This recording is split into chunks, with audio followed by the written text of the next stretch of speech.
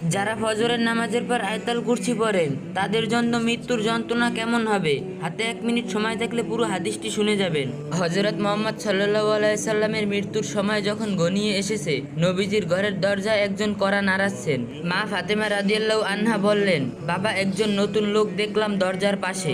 নবীজি বললেন, দরজা খুলে দাও, তিনি আজরাইল আলাইহিস সালাম তোমাকে এতিম করতে এসেছে। ফাতেমা রাদিয়াল্লাহু আনহা দরজা খুলে দিলে প্রথম জিবরাইল আলাইহিস সালাম, পরে আজরাইল আলাইহিস সালাম ঘরে প্রবেশ করলো। হযরত জিবরাইল আলাইহিস সালাম বললেন, হে নবী, আজকে একজন নতুন ফেরেশতা এসেছে, যে ফেরেশতা দুনিয়ার কারো কাছে আসার সময় অনুমতি চায় না। আজকে আপনার কাছে অনুমতি চাইছে। আপনি যেতে চাইলে সে আপনাকে নিয়ে যাবে, আর না যেতে চাইলে আপনাকে রেখে যাবে। নবীজি বললেন, থাকতে চাইলে কতদিন থাকতে পারবো? জিবরাইল আলাইহিস সালাম বললেন, আপনার যতদিন ইচ্ছা। নবীজি বললেন, তারপর কি? জিবরাইল আলাইহিস সালাম বললেন, তারপর যেতে হবে, কারণ জীবন যার আছে মৃত্যু তার হবেই।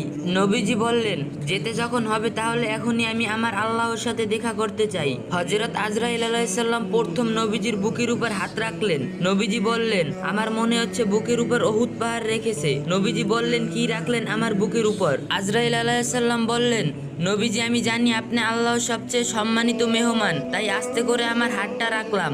নবীজি বললেন, তোমার আস্তে করে রাখা হাতের যন্ত্রণা যদি উহুদ পাহাড় রাখা সম কষ্ট হয়, না জানি কত কষ্ট মৃত্যুর যন্ত্রণা। নবীজি বললেন, হে আজরাইল আলাইহিস সালাম, আজকে কথা দিয়ে যাও, মৃত্যুর যত কষ্ট আজকে আমাকে দিয়ে দাও, তবুও আমার দুর্বল উম্মতকে মৃত্যুর কষ্ট দিও না।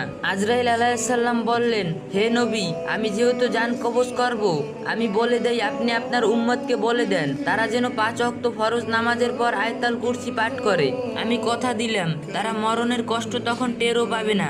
সুবহানাল্লাহ। আল্লাহ তাআলা আমাদের সবাইকে 5 ওয়াক্ত নামাজ পড়ার তৌফিক দান করুন। আর যে যত পারেন একটু বেশি বেশি করে কপি লিঙ্ক করে দিয়েন।